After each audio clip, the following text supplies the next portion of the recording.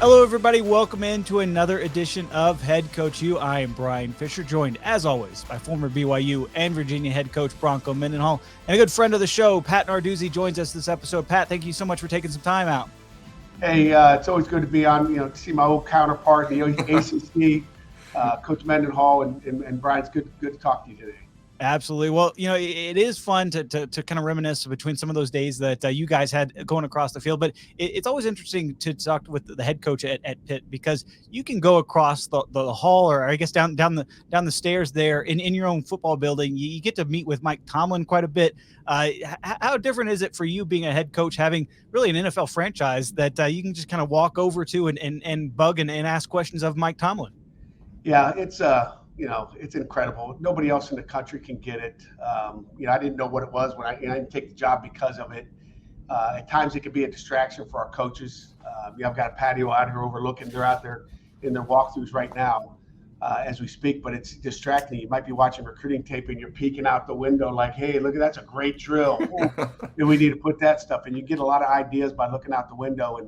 But the relationship is incredible. The people are incredible. Mike Tomlin, you talk about one of you guys that you really, really respect in the game of coaching, and just the way he does business. He's real. It's the same Mike Tomlin every day that you see on TV. Is the same guy he is in person every day. And again, that whole staff is open to our football program. I mean, they help us out. I was on the phone earlier today with Kevin Colbert, their GM for many, many years, just talking about our program and what we can do better. Just sounding boards, but have a relationship with him where he can walk through my back door, I guess, off the balcony here and just ask about anything. I mean, he's been able to, mentor some of our players, when they get down to that, should I go to the NFL? Should I stay? Hey, let's walk out on the patio and see Kevin. He'll tell us what's going on and what he thinks, hear from a different perspective. So the relationship is incredible. And, it's an honor practicing next door to them. I bet for your players, I'm interested to hear your perspective with your players, seeing the Steelers players right next door. I bet that might become more real to them, that they're aspiring to be that. They see what it looks like. They see what the players are built like, maybe how they conduct themselves. Do you think that, I don't know, maybe adds motivation or adds it more real, that that's something they could end up doing?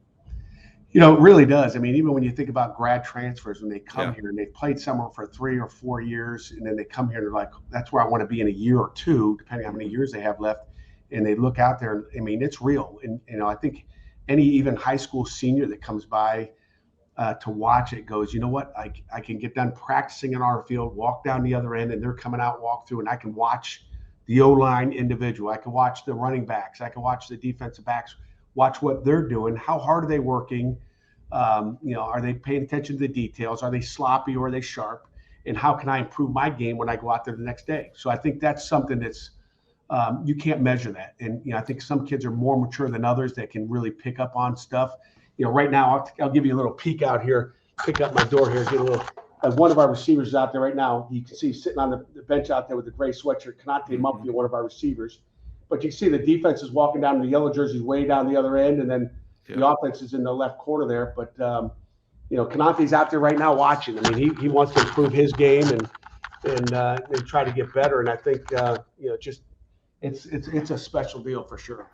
I was just thinking as you were talking about that, I don't know, one of the things that's so refreshing and to me was motivating is to see a young person really dedicated and committed to what their future is going to look like. And they're not just saying it, they're doing it. And so I bet it's when you see someone like that, one of your own team, right? And you probably didn't ask him, probably didn't set it up and say, I'll meet you at this time to go look. He's self-initiated it. I bet that's pretty powerful.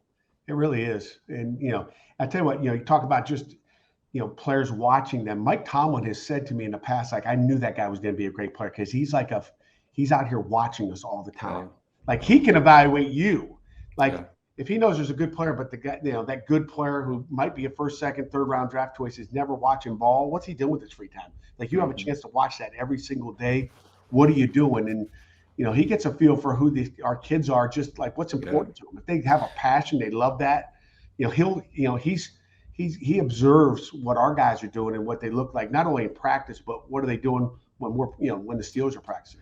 There was a great interview question Fortune 500 companies were focused on a number of years ago that they thought was a great predictor of success. And that interview question is, what do you do with your free time?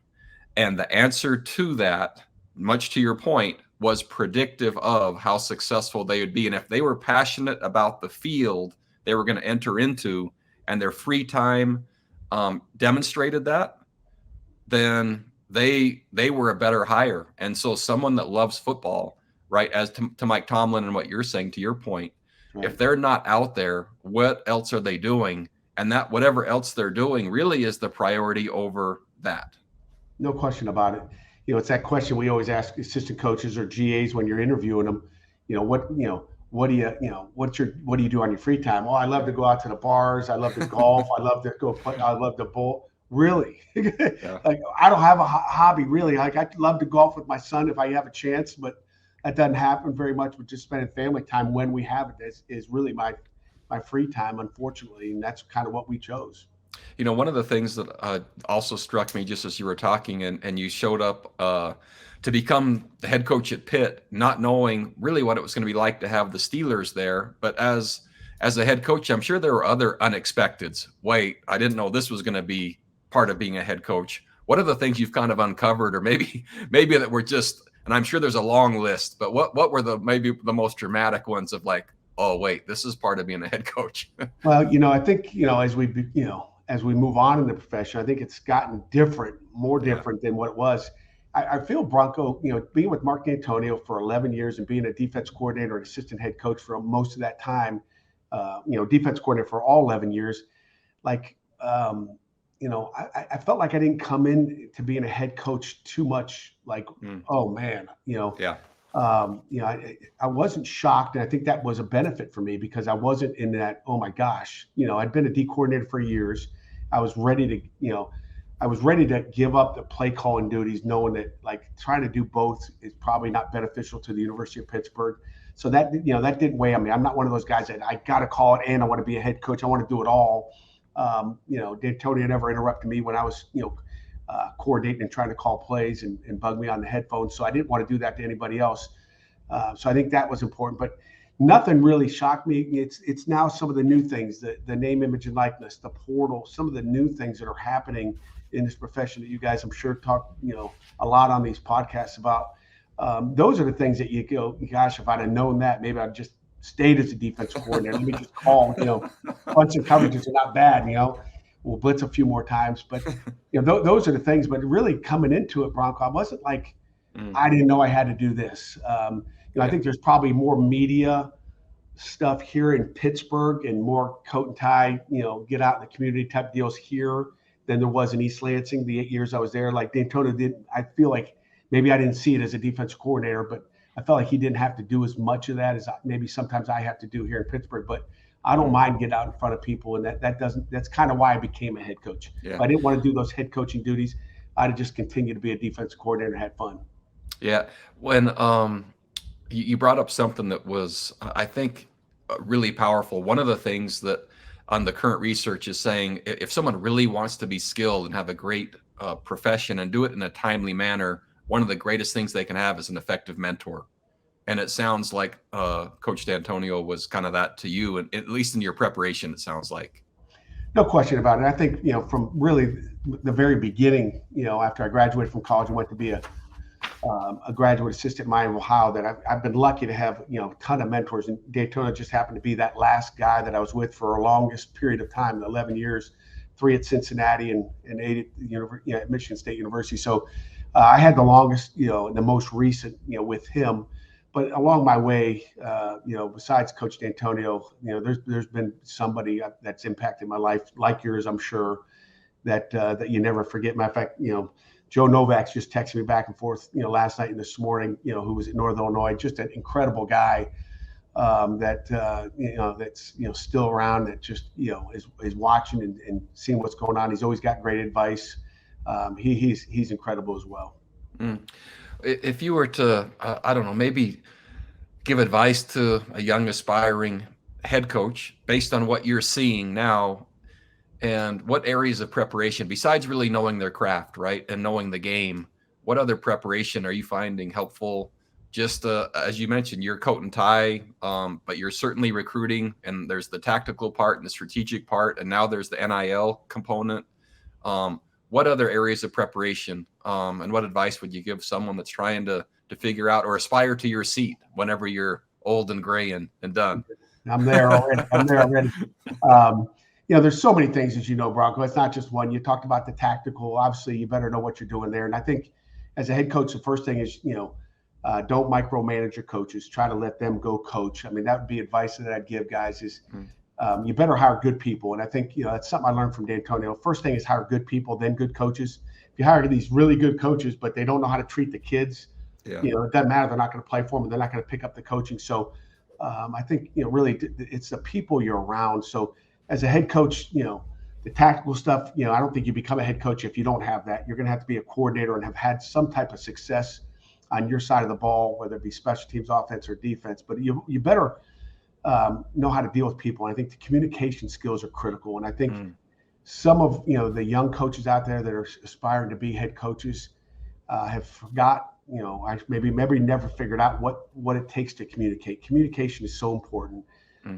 Whether it's by phone, in-face communication. Everybody thinks they can just, tweet it. And, oh, didn't you get my tweet? No, I didn't see that. Oh, you did it on TikTok?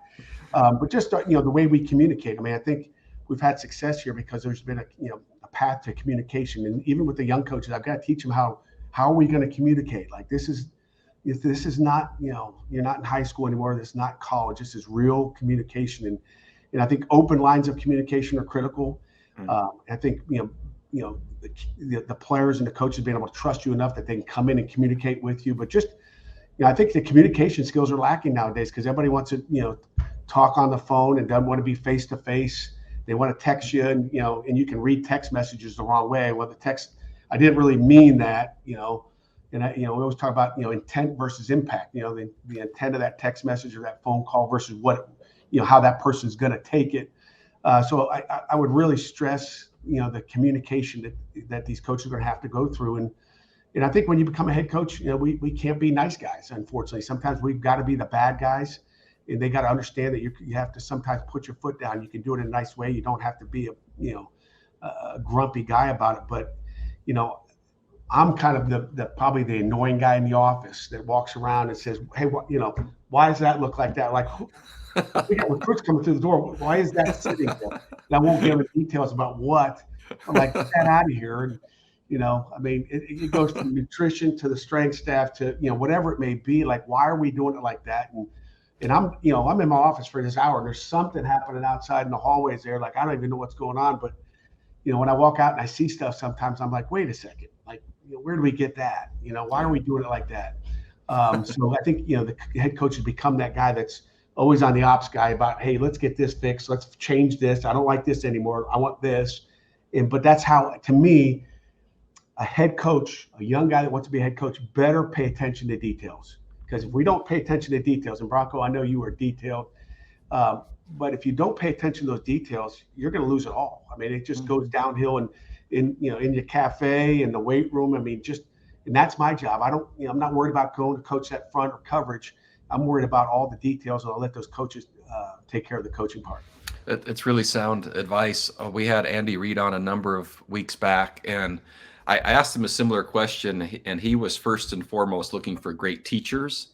And part of that immediately was communication, which is what you hit on. Mm-hmm. And it wasn't the exact or an identical answer, but the ability to communicate well and to teach effectively, besides the quality of people, right? That's what he mentioned, which is kind of what you just said. Yeah. I mean, it's all about the people. We talk about relationships in here all the time. It's about the people in your office. And, I think we can all, I can go teach a guy how to, coach the linebackers. I can teach him how to coach a secondary. Hey, this is what we want. But you can't teach them to be good people. Yeah. And have good communication skills and be able to talk to these guys when there's something wrong. No kid wants to be BS'd about why he's not playing. Like, tell him like it is. Like, that's who I am. I'm going to tell you like it is. And, that's kind of how it goes. The relationships that you're talking about. And so when you're selecting staff, or where you're selecting assistant coaches, or you're selecting players, things that are important to you, maybe qualities that you're looking for, or maybe things that in their background, what things really are that are going to fit well for you and at the University of Pittsburgh, right? And almost a surefire guarantee that you're going to get along well if you see what kind of things are you looking for to be around you?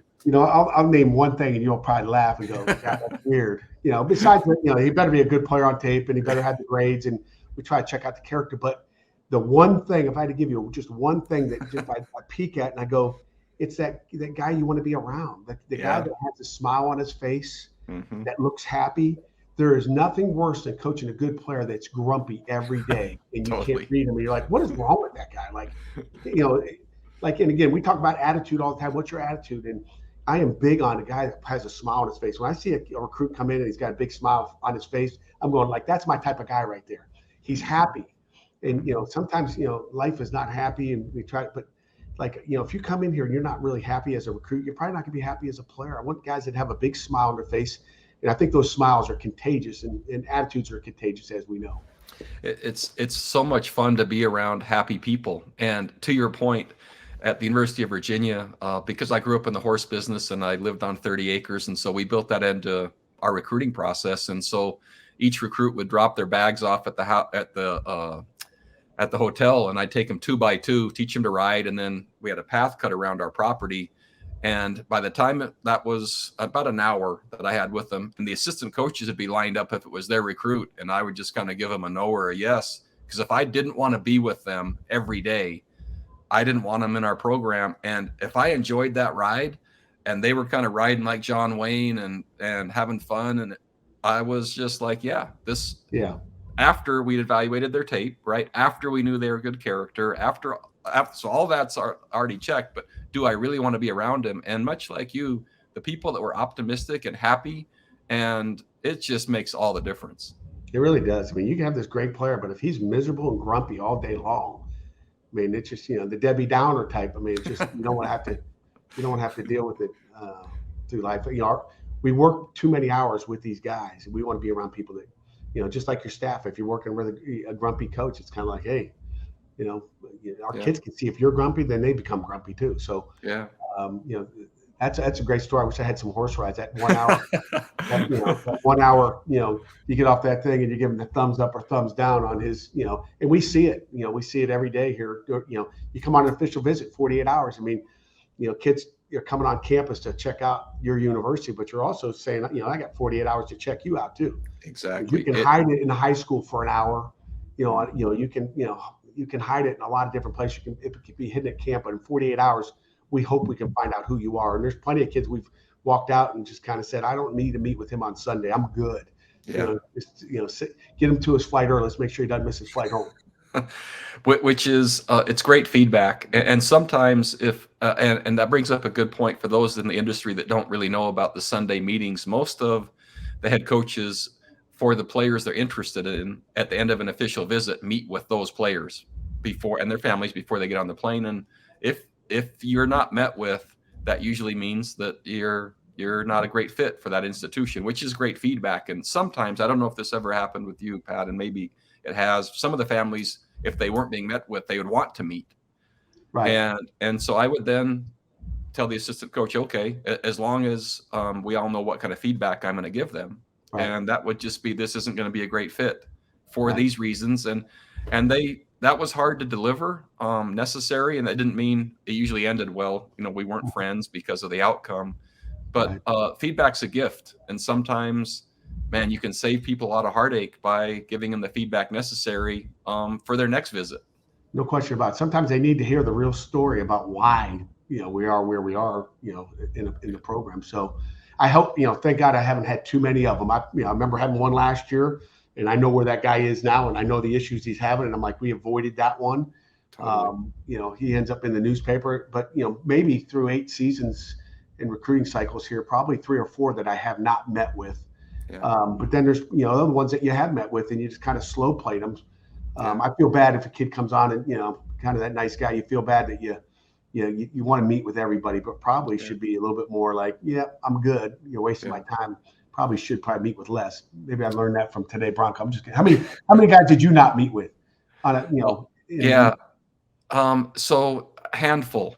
So very similar numbers as to what you're saying. And And so not a huge number, but just something about the fit, where that was just someone that I didn't think was going to be a great influence from I don't know, a personal level or a conduct level, or maybe just a personality. And as you know, those margins for winning and losing, but also your margins on a daily basis to be encouraged and optimistic, they're pretty thin. And sometimes just the wrong person at the wrong time that's carrying a negative influence is just not what I wanted to be around.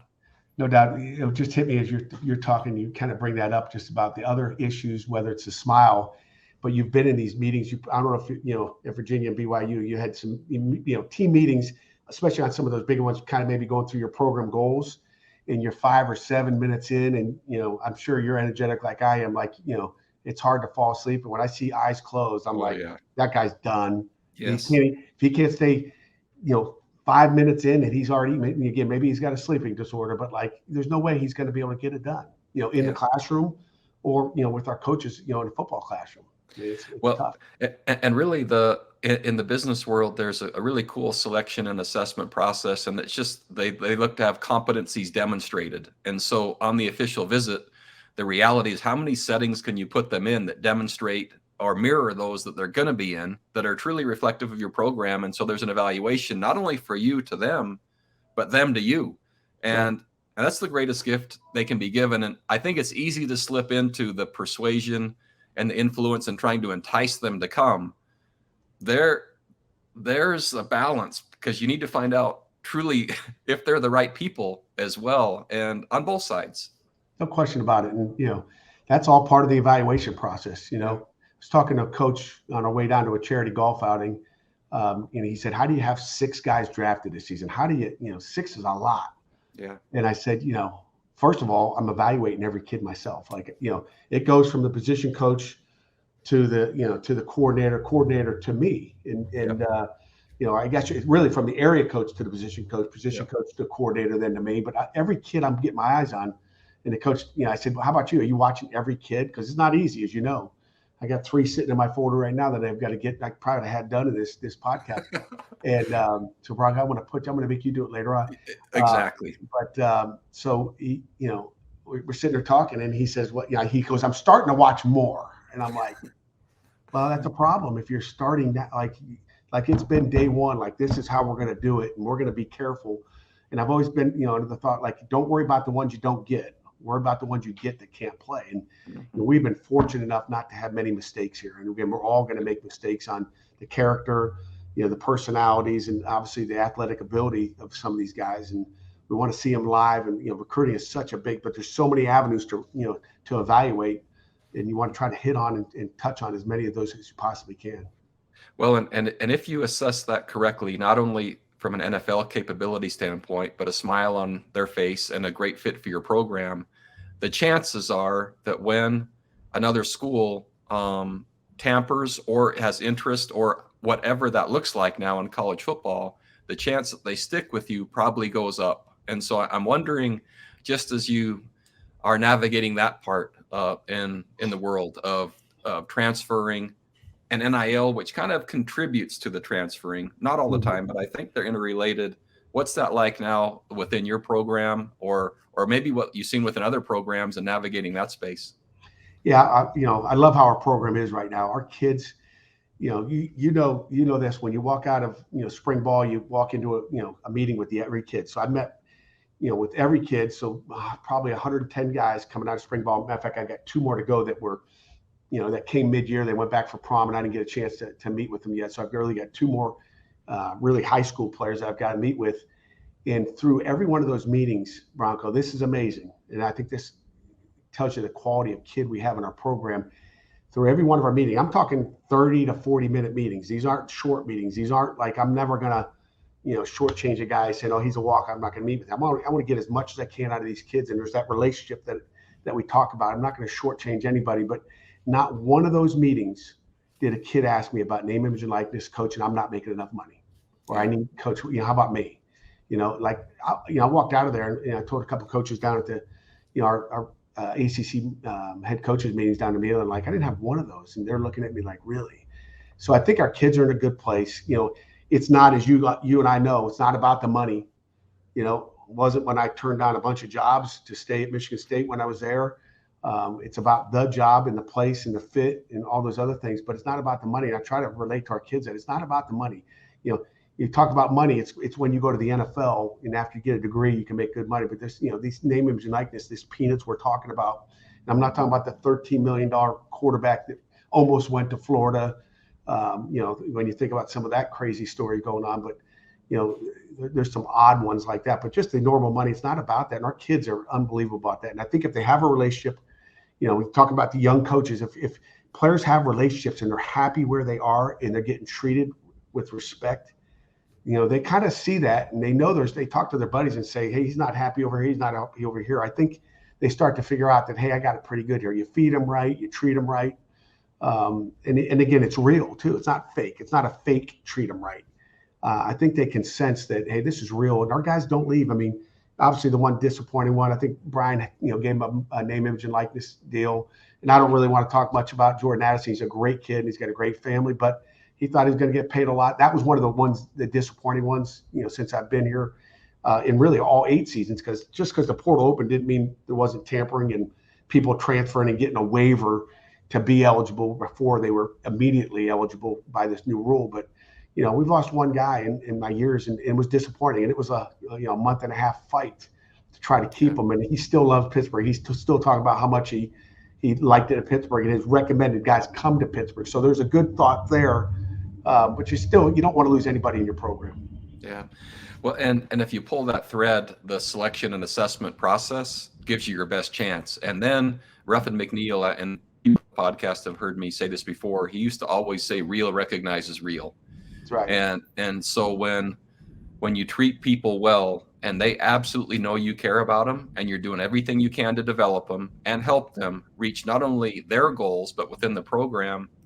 And much like you at the University of Virginia, before I left, I believe it was the 3rd fewest transfers. And so folks ask me quite frequently my thoughts on the transfer portal. And the benefit to me of the portal, if there is a benefit, right, is the accountability on each coach and program to care for their players.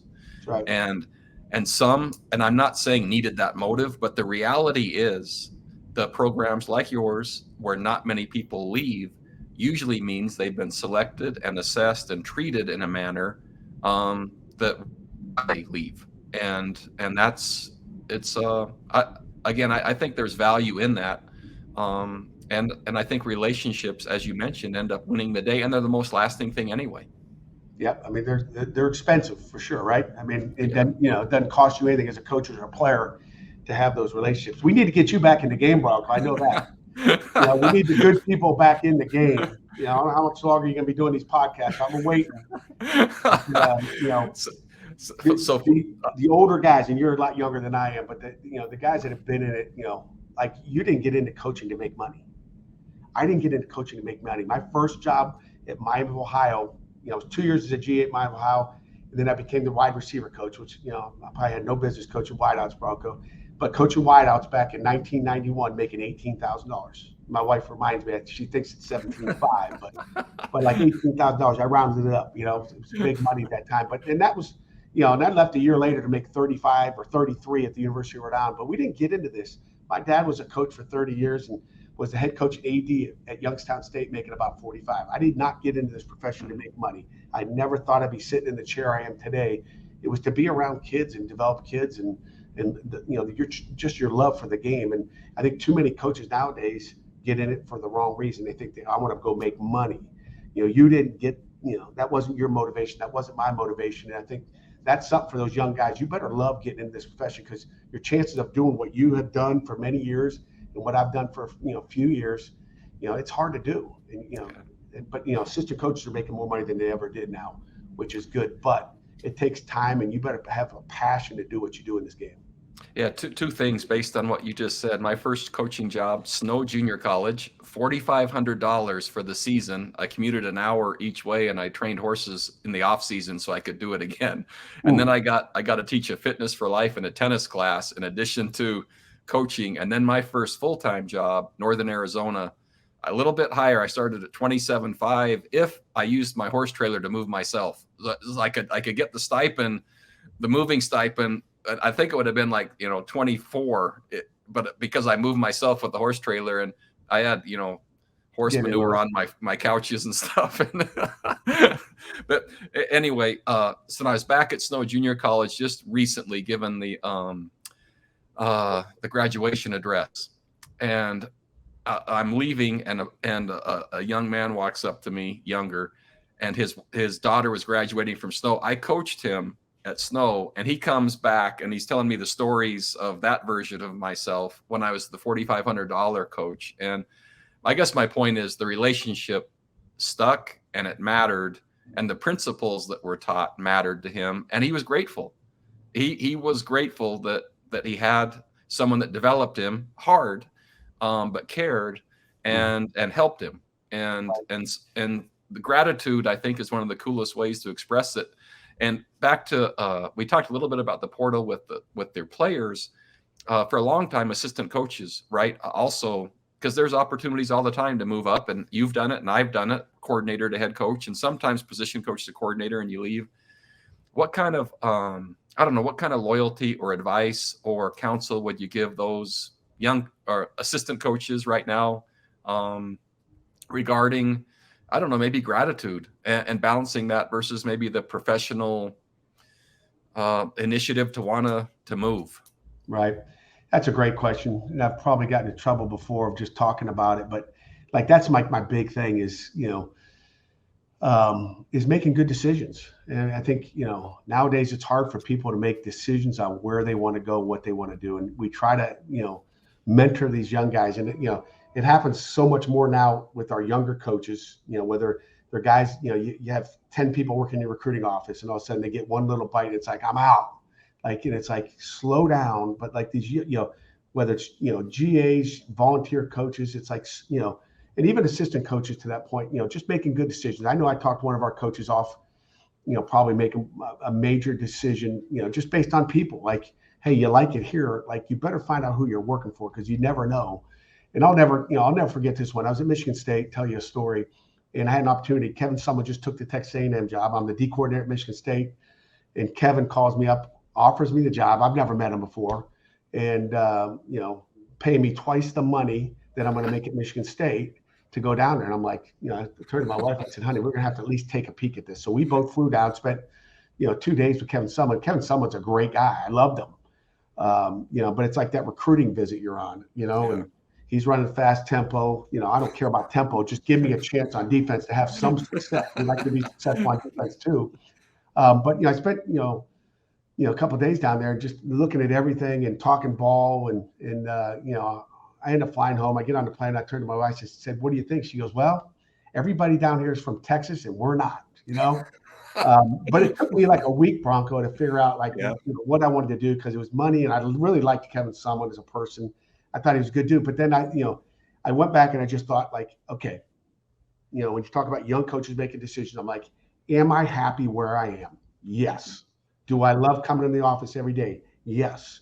And as we talked to other coaches around the country for the last 20 years, when you talk to other coaches and they're talking about how miserable they are going to the office every day, I'm like, what am I going to travel all the way down to Texas for more money, okay, to have a job? Maybe I'm like, I walk in the office every day and I'm miserable and I don't like my job anymore. Like, I'm happy.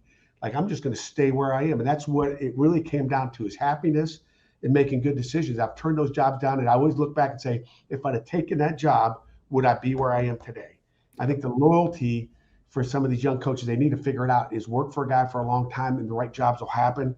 I think too often kids want to take that first opportunity they get. It's like, slow down. Like, you can get so much better here. Are you where you need to be? Can you do it?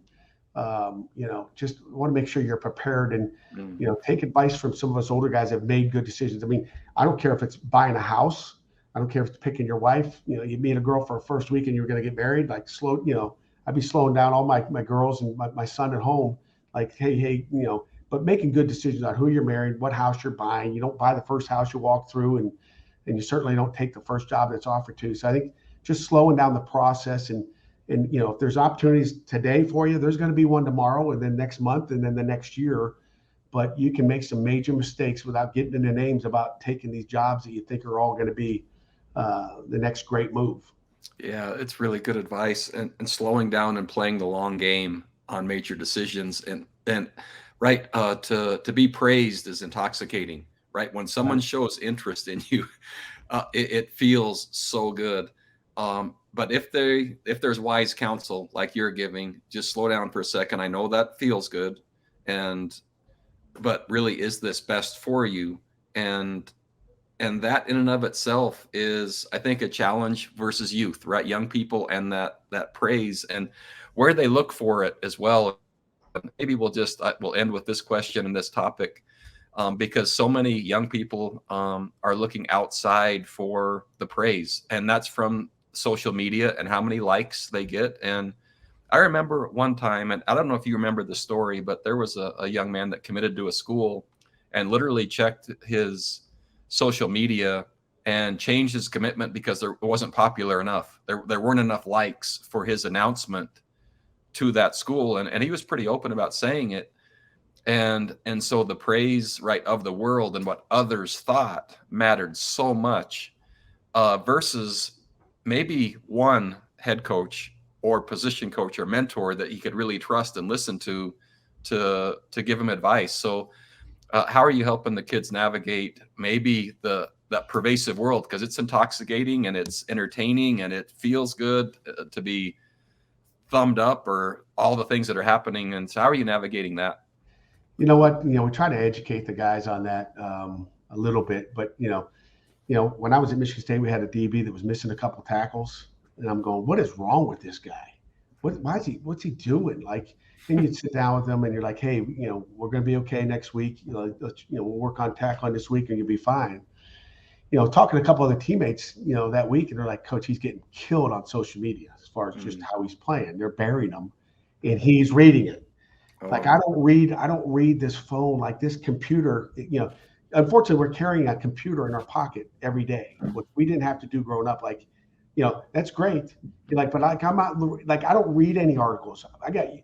My favorite app is the USA Today right there. Okay.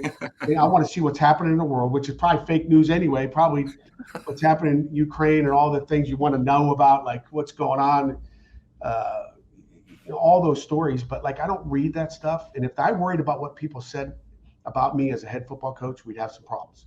Like, if I'm worried about getting likes and, hey, everybody said good stuff about Coach Narduzzi today, like, I got some issues. I'm not going to be focusing on really what I need to do. And what do you do with these guys? They got to get off social media. Okay. They got to understand nobody knows what's happening in this program except the guys in the walls of this building. And, to worry about what someone thinks that's in the basement of some, their grandma's house or their mother's house, on their computer typing up, crazy stuff that doesn't matter. I mean, we know what's happening in this program. You know what you need to do. Ignore the noise. And I think that's what we try to teach them. If someone's having a bad day or had a bad Saturday afternoon, it's grabbing that guy, put your arm around him, saying, hey, that was last week. Let it go. And don't listen to what they're saying out there, because it doesn't matter.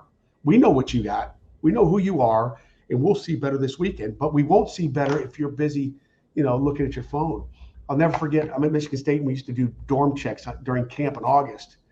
And, you'd walk in, hey, you guys all good? And guys are on the computer. And I'm like, you walk in and they're on their computer and they're looking at this website, like the blogs. And I think it was Spartan Mag at the time. They're looking at like what they're saying about practice and who's playing good. And I'm like, dude, you're at practice every day. You watch the tape.